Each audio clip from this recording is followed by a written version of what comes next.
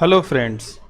सो आज के वीडियो में हम लोग ये स्टडी करने जा रहे हैं कि हम लोग एज्योर कैलकुलेटर का यूज़ कैसे करेंगे, प्राइसिंग कैलकुलेटर जो इसका है। सो माइक्रोसॉफ्ट ने ऑनलाइन ये दे रखा है पोर्टल पे कि आप जो जो एज्योर की सर्विसेज यूज़ करना चाहते हैं उसमें कितना प्राइस लगेगा, क्या क्या इसके प्राइसिंग मॉडल्स हैं, ये सारा कुछ आप उसमें देख सकते हैं, एस्टिमेट निकाल सकते हैं। तो होता क्या है कि जैसे कि अगर कहीं पे आपको एज्योर का एनवायरनमेंट सेटअप करना है या किसी प्रोजेक्ट में सेटअप करना है, तो सबसे पहले क्या होता है कि हम कॉस्ट निकालते हैं, ठीक है, क्योंकि वो कॉस्ट जो है क्लाइंट को ही पे करना है। तो फिर क्लाइंट को वो कॉस्ट एस्टिमेशन भेजते हैं कि आपका जो है अगर क्लाउड पे माइग्रेशन करते हैं तो इस सिचुएशन में ये कॉस्ट आएगा। ओके, तो इसके लिए जो इनका प्राइसिंग कैलकुलेटर है उस पर हम लोग चलते हैं और समझते हैं कि कैसे हम वो कैलकुलेशन उन्हें प्रोवाइड कर सकते हैं। ओके, तो इसके लिए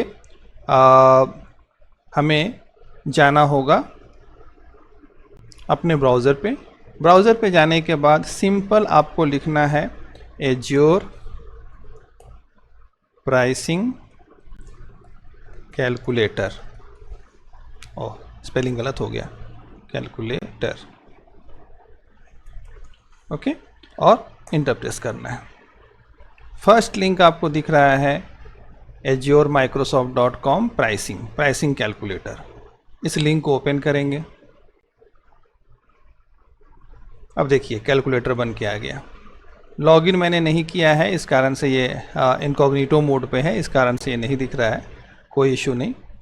अब आप देखिए ये सारे रिसोर्सेज इसके क्लाउड पे हैं अवेलेबल, और इसमें से जो जो रिसोर्स की आपकी ज़रूरत है वो रिसोर्स आप सेलेक्ट कर सकते हैं, उसका एस्टिमेट बना सकते हैं। ठीक है, अगर कोई कन्फ्यूज़न हो तो यहाँ पर चैट विथ सेल्स टीम के साथ चैट भी कर सकते हैं और चैट करके इसका एस्टिमेशन क्रिएट कर सकते हैं। ओके, तो चलिए एक छोटा सा एस्टिमेशन हम क्रिएट करते हैं कि अगर हमें एक वेबसाइट होस्ट करनी है तो हमें क्या क्या चीज़ों की ज़रूरत होगी और हम कैसे उसका कॉस्ट निकालेंगे। तो सबसे पहले हमें एक वर्चुअल मशीन चाहिए होगा। ठीक है, तो एक वर्चुअल मशीन हमने ले लिया, इसको add to estimate, virtual machine added. इसके बाद स्टोरेज यूज़ करेंगे, तो स्टोरेज में हमने SQL डेटाबेस को लिया। इसके बाद ऐप सर्विस होता है जो कि एप्लीकेशन को हम होस्ट करते हैं, वो ऐप सर्विस होता है, इसे ले लिया। ठीक है, अभी फ़िलहाल हम इन 3 सर्विस को ही यूज लेते हैं, क्योंकि इसके अलावा देखा जाए तो जैसे जैसे हम एप्लीकेशन की कॉम्प्लेक्सिटी पे जाते हैं वैसे वैसे रिसोर्सेज बढ़ते चले जाते हैं। ठीक है, तो अभी जो फ़िलहाल है कि हमने यहाँ पर यही 3 रिसोर्स लिया, और लेने के बाद हम चलते हैं। इसके बाद जब आप इसको स्क्रॉल करेंगे तो यहाँ पर आप देखिए आपके एस्टिमेशंस में जो भी आपने ऐड किया है वो सारा आ गया है। ठीक है, SQL डेटाबेस, इसके बाद में आपका ऐप सर्विस, सब कुछ आ गया। अब इसके अलावा कुछ और भी सेटिंग्स होती है, वो भी करनी पड़ेगी हमें। ठीक है, जैसे कि वर्चुअल मशीन में आप देखिए कुछ ये डिपेंड करता है कि जैसे कि अब तो ये तो आखिर बनेगा तो किसी डेटा सेंटर पे ही, और डेटा सेंटर जो है किस एरिया में लोकेटेड होगा, तो आपको ये चूज़ करना होगा कि किस रीजन में ये डेटा सेंटर ये मुझे लेना है। ठीक है, तो एक्चुअली में रीज़न चूज़ करते समय हम यही देखते हैं कि हमारा जो यूजर है वो किस रीजन में ज़्यादा है, ताकि फ्रिक्वेंटली एक्सेस कर लिए हम उसी रीजन को सेलेक्ट करते हैं। तो इसमें बाय डिफ़ॉल्ट ईस्ट यूएस आ रहा है, ईस्ट यूएस रहने देते हैं। ऑपरेटिंग सिस्टम आपको क्या चाहिए, विंडोज़ लिनक्स दोनों अवेलेबल है, विंडोज़ चाहिए विंडोज़ ले लीजिए, लिनक्स लीजिए। ठीक है, थोड़ा सा कॉस्ट में तो फ़र्क पड़ेगा ही। ठीक है, अब देखिए तो हमने विंडोज़ लिया, टाइप OS ओनली, बिस्टॉक SQL सर्वर, यहाँ भी SQL सर्वर का ऑप्शन है। तो ये करके देखना होगा, ठीक है, कि आखिर किस में अगर हम यूज़ करते हैं तो हमें क्या क्या चीज़ चाहिए होता है। जैसे कि SQL सर्वर हमने ले लिया। अब देखिए SQL सर्वर लेने के बाद में ये अलग ही इसमें आ जाएगा आपका, और फिलहाल मैं SQL सर्वर नहीं लेता हूँ, OS ओनली लेता हूँ। तो देखिए यहाँ पे प्राइसिंग $0.188 पर आवर, और अगर इसके साथ में SQL सर्वर का भी अगर सर्वर बनाना है, सर्वर लेना है मुझे, तो इस केस में जो है 1.688 आवर हो जाएगा डॉलर का। ओके, ये प्राइसिंग टायर्स है, स्टैंडर्ड बेसिक। जब ये प्राइसिंग टायर्स के बारे में पढ़ेंगे तब जा कर के हम इसे और डिटेल पढ़ेंगे, फिलहाल स्टैंडर्ड रहने देता हूँ। कैटेगरी, अभी देखिए डिफरेंट कैटेगरी है, ठीक है। तो इसमें कौन सी कैटेगरी में, अब इतनी सारी कैटेगरीज है, इनको आपको डीपली स्टडी करना होगा कि कौन सी कैटेगरी में क्या होता है, ठीक है। तो उसके लिए आप हमारे ऑनलाइन क्लासेस को ज्वाइन कर सकते हैं। इसके बाद इंस्टेंस सीरीज़, ये डिफरेंट सीरीज़ है। फिर अब देखिए, अब यहाँ पर आ गया ये प्राइसिंग, और वर्चुअल मशीन आपको कितना चाहिए, एक चाहिए, एक से अधिक चाहिए, वो यहाँ पे आपको नंबर देने हैं, और अप्रॉक्सीमेट कितने आवर्स यूज़ होगा, और साथ ही साथ लाइसेंस चाहिए SQL इंटरप्राइज का या SQL स्टैंडर्ड का, SQL वेब का, ये भी आप इंक्लूड कीजिए, ठीक है। और उसके बाद अब देखिए यहाँ पे प्राइसिंग मॉडल, पे एज यू गो, जितना आप बनाइए, जितनी देर यूज़ कीजिएगा उतने का पैसा दीजिए। सेविंग प्लान्स में 1 ईयर सेविंग प्लान आप ले सकते हैं, 3 ईयर सेविंग प्लान ले सकते हैं, रिजर्व्ड इंस्टांस आपके लिए रिजर्व हो जाएगा वो। तो ये डिफरेंट आपके कॉस्टिंग है, ठीक है। तो विंडोज़ के साथ देखिए license included, Azure hybrid benefit, software license included, Azure hybrid benefit, okay. तो ये डिफरेंट ऑप्शंस हैं। इन ऑप्शंस को इंक्लूड करते हुए अगर हम देखें तो हमारे पास एवरेज ये आ रहा है पर मंथ $1,232। आप कहेंगे ये तो बहुत ज़्यादा हो गया, तो बहुत ज़्यादा इसलिए हुआ क्योंकि आपने सर्वर लिया है, ठीक है, SQL सर्वर। अगर इसको मैं OS ओनली करता हूँ तो अब देखिए हमारा कॉस्ट घट करके $137.24 हो जाता है एवरी मंथ, ओके। इसके अलावा आपके पास पे एज यू गो का मॉडल था, आप 1 year saving plan, 3 year saving plan या ये सब प्लान यूज़ करते हैं, तो इसके अकॉर्डिंग आपका और ये घटेगा बढ़ेगा।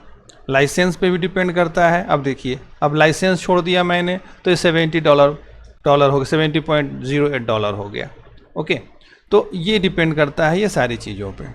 तो फिलहाल हमने ये 1 ले लिया। अब इसके अलावा manage disk, storage transaction, bandwidth, ये भी कुछ ऑप्शंस होते हैं वर्चुअल मशीन में, ठीक है। तो जो नेटवर्किंग के गाइज होंगे वो ज़्यादा इसको अच्छे से समझ सकते हैं, ठीक है। सो ये सब भी आप घटा बढ़ा सकते हैं, बढ़ाएंगे तो फिर वो उसके भी कॉस्टिंग लगेगी। तो फिलहाल जो है अपफ्रंट कॉस्ट इसका कुछ नहीं है, मंथली कॉस्ट इसका $137.24 आ रहा है, ओके। ये फाइन है हमारे लिए। फिर हम SQL सर्वर पे पहुंचते हैं। Again type single database, purchase model, ये 2 मॉडल होते हैं, ठीक है। एक चीज़ और है, अगर आपको इसके बारे में और ज़्यादा अगर समझना है तो आप यहाँ पे भी क्लिक करके समझ सकते हैं। इसको क्लिक कीजिए और समझिए, फिर इनका जो ये है साइट है, उस साइट पे ये मूव कर देगा जहाँ पर ये बताएगा कि इन दोनों मॉडल का मतलब क्या होता है, ओके।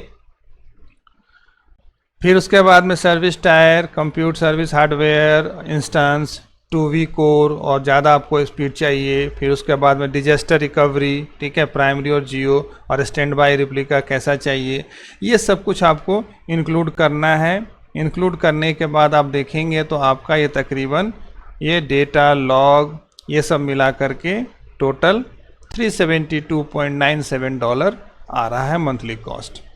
फिर ऐप सर्विस में आते हैं तो ऐप सर्विस में देखिए रीजन, ऑपरेटिंग सिस्टम, टायर, इसमें आपको 1 कोर, 2 कोर, कैसा आपको लेना है, 4 कोर, ठीक है, ये डिपेंड करता है। सबसे बेसिक ही हम लेते हैं 1 इंस्टेंस पे तो $54.75 पड़ता है, ठीक है। तो ये जैसे कि अब इसमें आप ये सोच रहे होंगे कि एक एप्लीकेशन होस्ट करने के लिए पर मंथ हमें इतना देना है, ठीक है। तो ये भी तो देखिए, केवल एप्लीकेशन होस्ट है, उसको मेंटेन भी करना है, उसका सिक्योरिटी हो गया, डिजास्टर हो गया, बहुत सारी चीज़ें होती हैं, ठीक है। अगर उन सभी को हम अगर कॉस्टिंग जोड़ेंगे सबका तो इस कॉस्ट से कहीं ज़्यादा कॉस्ट पड़ेगा। ओके, अब देखिए, तो ये फाइनल हमारा जो एस्टिमेटेड मंथली कॉस्ट हो गया वो $564.96 हो गया। ओके, तो ये अब ये हमारा पूरा डॉलर आ गया। अब इसके बाद अब क्या करना है कि इसके बाद अब इसे आप एक्सपोर्ट कर सकते हैं। ठीक है, एक्सपोर्ट करेंगे। एक चीज़ और है, जरा सा उसको चेंज करें, करेंसी टाइप। करेंसी टाइप भी आप चेंज कर सकते हैं, इंडिया का ले लेते हैं चलिए। ठीक है, तो अप्रॉक्स 47220 आ रहा है। अब इसको एक्सपोर्ट करते हैं। ठीक, एक्सेल में आएगा, मैं डेस्कटॉप पे लेता हूँ। एक्सेल में नाम वही रहने देता हूँ और इसको ओपन करता हूँ। ये देखिए,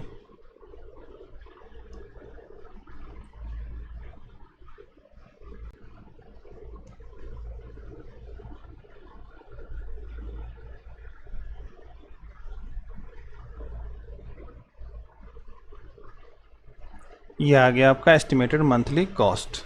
ओके, सो जब आप क्लाइंट को भेजते हैं रिक्वायरमेंट, उसके साथ ये भी भेज देंगे कि हाँ हमारा जो टोटल कॉस्ट है वो इतना होगा आपका पर मंथ का।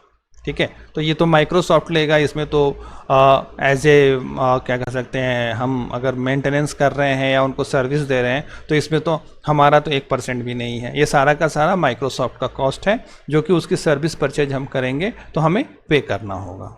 ओके, तो इस तरह से आप किसी भी रिसोर्स का जो कोई भी सर्विस जो एज्योर का अवेलेबल है, इसमें आप प्राइसिंग कैलकुलेट कर सकते हैं।